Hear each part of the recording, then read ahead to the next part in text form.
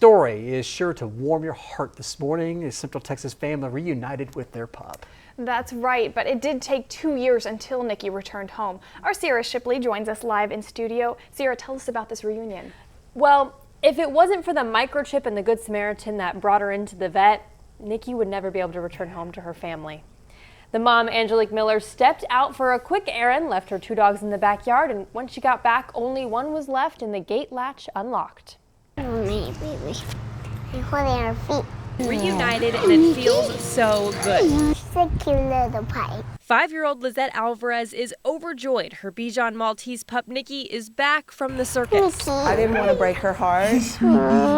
That's all Angelique Miller could think of, trying to break the news to her then 3-year-old daughter that her Bichon Maltese was taken from their own backyard. And my daughter loves dance, so I told her that Nikki had went to go dance in the circus and make other kids happy and smile. Posting to Facebook, Miller never lost hope, but she was shocked when she got the call 2 years later that would change their world. I was so happy that she was there, and I was so grateful that the man who found her brought her in to check and make sure that she was microchipped, because I would have never got my baby back.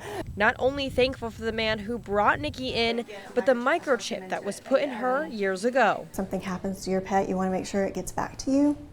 So this is a surefire way to make sure that that can happen. Microchipping is required in most Central Texas cities. It's the best way to let everyone know the pet you own is yours. The process is like an injection for a vaccination. It's really simple. It doesn't take very long, maybe a few seconds. Without the decision to microchip, if your dog is ever lost, you may never get moments like this again. Aww. When Miller picked up Nikki, she had a collar and a rabies dog tag with the name Snowflake, so someone had her at some point in the last 2 years. And the family did move to Georgetown, where they were living in Killeen that Nikki was taken, and they just say Nikki does not go outside alone anymore. Well, what a great story. Thank you so much for bringing us that, Sierra. And if you don't have your dog or cat microchipped, you may want to after hearing this story. It's actually a requirement in both the city of Waco and Killeen for your pet to have that identification. The microchip is injected by a shot, usually at the back of their neck, and has an identification number linked to it.